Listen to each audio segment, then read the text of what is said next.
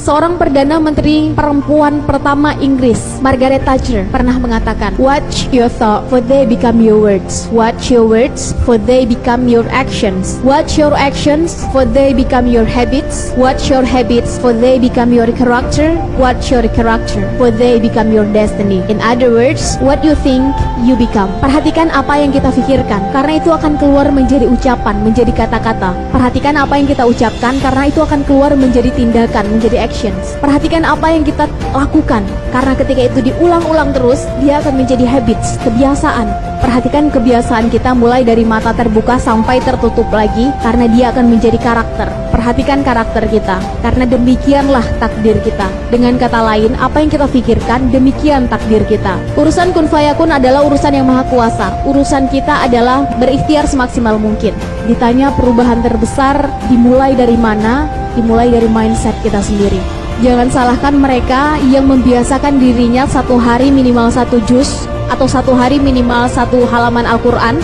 Terbiasa menjadi habits, menjadi karakter. Kalau belum baca Quran rasanya belum lengkap. Alhasil takdir mereka menjadi hafiz-hafizah. Mereka sudah terbiasa dengan itu. Jangan salahkan mereka yang dari kecil terbiasa melihat kesempatan, kemudian melihat bagaimana kesempatan itu bisa dimonetize, diuangkan, menjadi habits, menjadi karakter, selalu melihat peluang di tengah situasi sekarang. Alhasil mereka menjadi pengusaha, entrepreneur. Pertanyaannya selama ini mindset kita diisi dengan nutrisi seperti apa?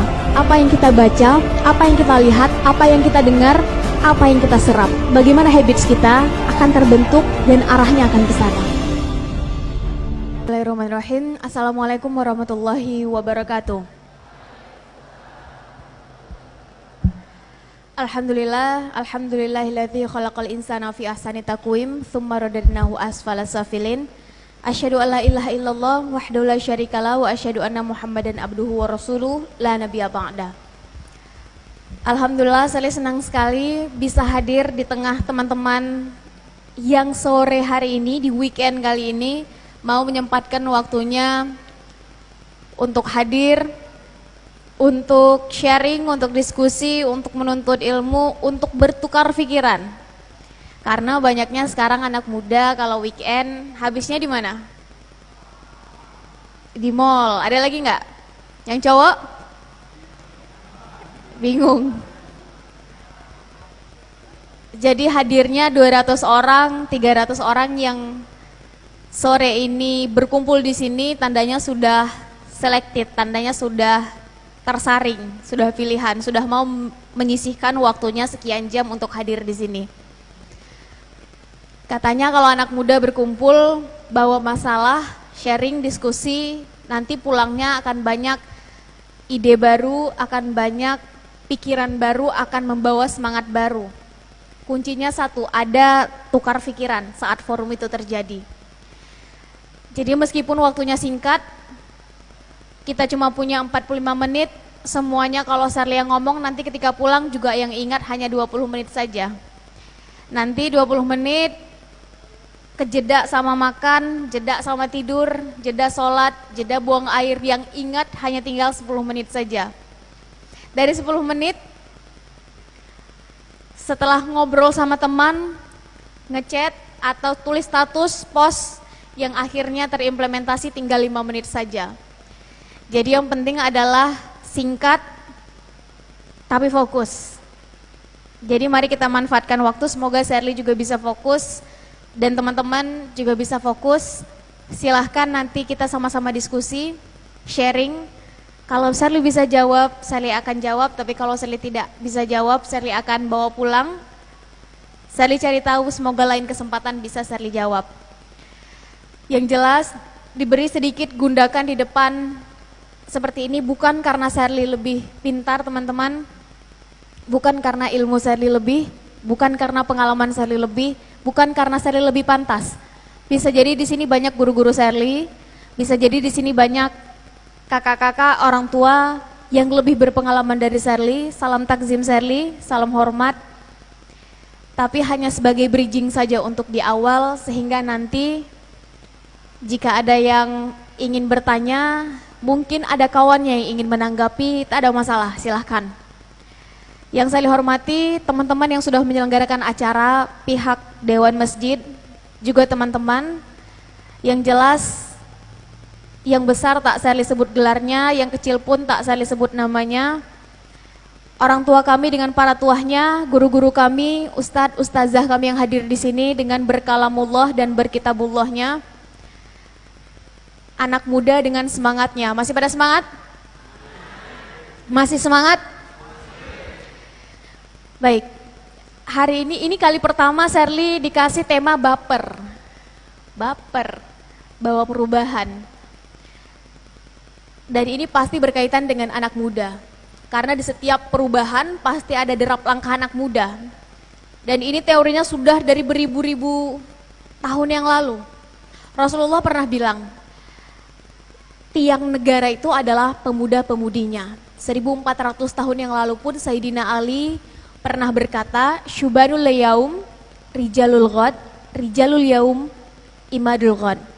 Dan perkataan ini juga diamini oleh para filsuf barat yang menyebutkan the youth of today are the leaders of tomorrow.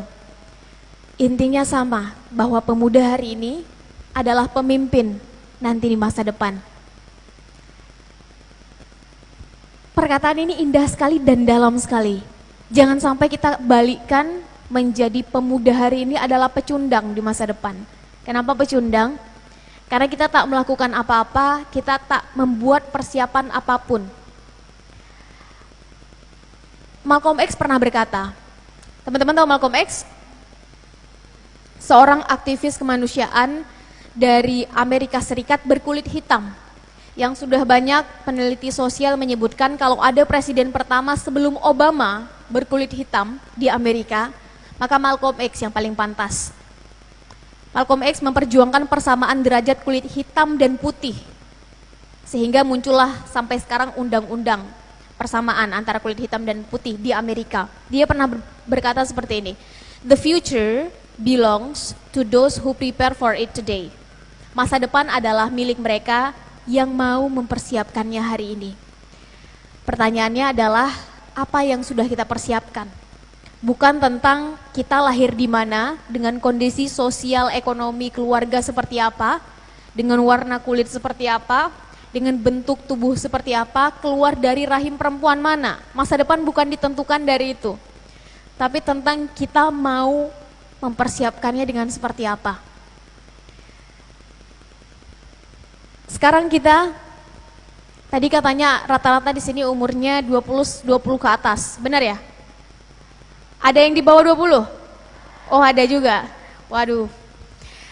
Intinya adalah siapapun kita sekarang, berapapun umur kita, langsung bikin perencanaannya. 25 tahun lagi ingin jadi apa, ingin mengambil kontribusi apa untuk diri, lingkungan, luaskan lagi, lingkungan yang lebih besar, bahkan kalau bisa bangsa, negara, dan agama. Mungkin kita berbeda, ada yang senang dunia pendidikan, silahkan mulai. Senang dunia kesehatan, silahkan mulai. Senang dunia teknologi, mulai. Senang dunia apa lagi? Sejarah, ambil bagiannya. Bahasa, budaya, silahkan ambil. Ekonomi, politik, silahkan. Tapi sekarang adalah zamannya anak muda.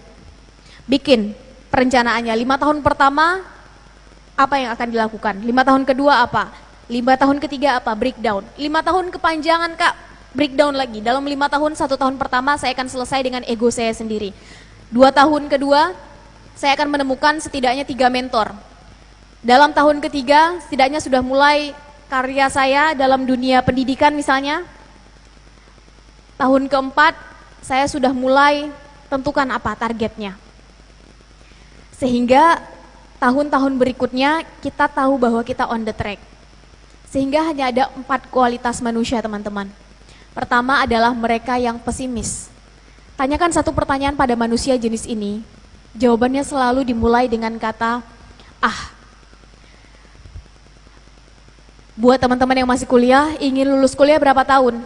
Ah, itu nanti sajalah dipikir. Yang penting sekarang saya kuliah dulu, senang-senang dulu. Masalah nanti lulus berapa tahun itu urusan belakangan.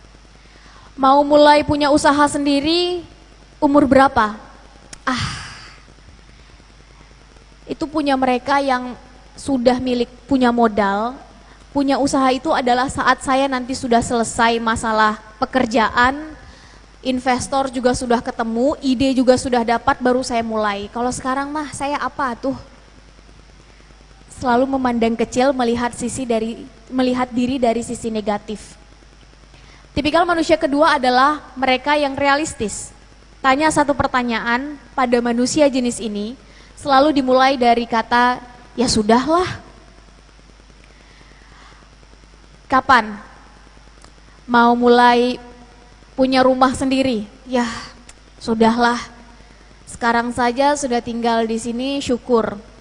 Sekarang tinggal dengan orang tua, harusnya saya sudah bersyukur. Kos-kosan sudah bersyukur. Ya sudahlah, nanti kalau sudah bekerja, gaji sudah sekian digit, baru saya mulai berpikir tentang punya rumah sendiri. Buat yang laki-laki, kapan mau mulai meminang anak orang misalnya? Ya sudahlah, kapan nanti dapat lampu hijau saja, kapan dapat restu saja, nanti baru saya mulai maju. Selalu ditentukan oleh lingkungannya. Tipikal manusia realistis nyaris akan berhenti dengan 3 kata. Apa kata orang? Dia dibentuk oleh lingkungan, bukan dia yang membentuk lingkungannya. Dia dibentuk dari apa kata orang terhadapnya, bukan dia yang akan membentuk orang akan berkata apa. Dia akan selalu termakan pada narasi orang, bukan dia yang membuatkan narasi untuk orang. Tipikal manusia yang ketiga adalah mereka yang optimis, naik 1 tingkat. Tanyakan satu pertanyaan pada manusia jenis ini, jawabannya selalu dilihat dari sudut pandang positif.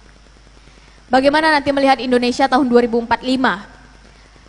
Sekarang tahun 2019 saya melihat Indonesia dalam kondisi A, B, C, tapi 2045 nanti saya ingin melihat Indonesia sebut X, Y, Z. Dan saya akan mengambil kontribusi di bidang MNO. Dia selalu melihat dari sudut pandang positif. 15 tahun lagi, melihat diri sendiri akan seperti apa?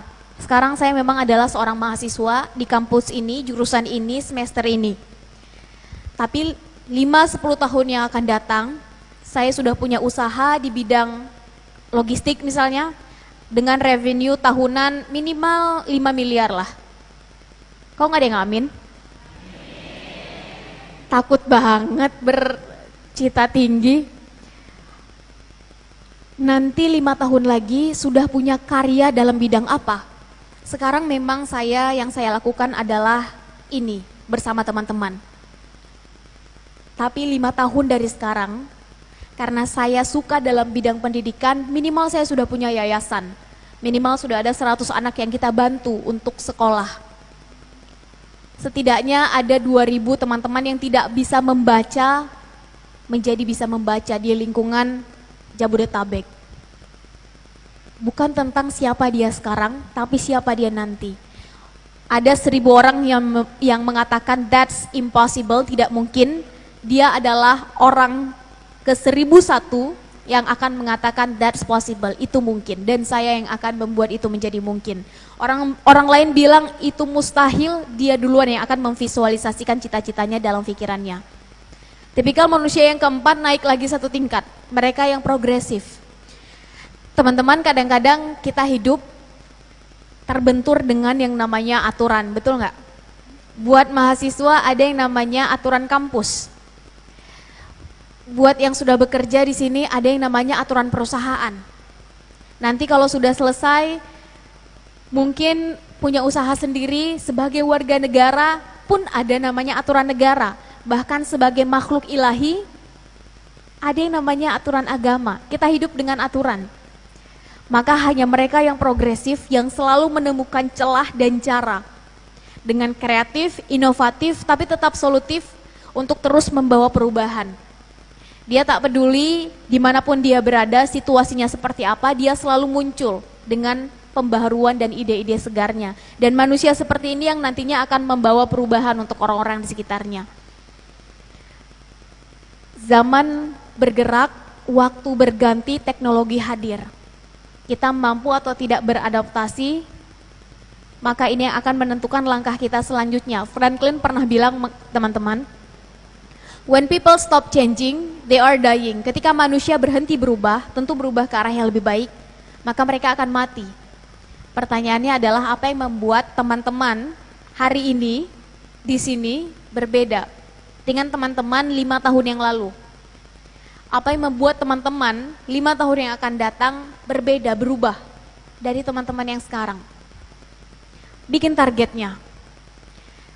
Yang jelas, kalau pertanyaannya adalah dari mana ini semua harus dimulai, maka saya ingin sharing satu quotation yang Sarli senang sekali dengan quotation ini. Mengubah pola pikir Sarli sejak SMP membaca quotation ini, langsung teringat, langsung terngiang-ngiang, sehingga setiap bertemu dengan siapapun, Sarli senang sekali menggunakan quotation ini untuk mengajak melihat dari perspektif lain.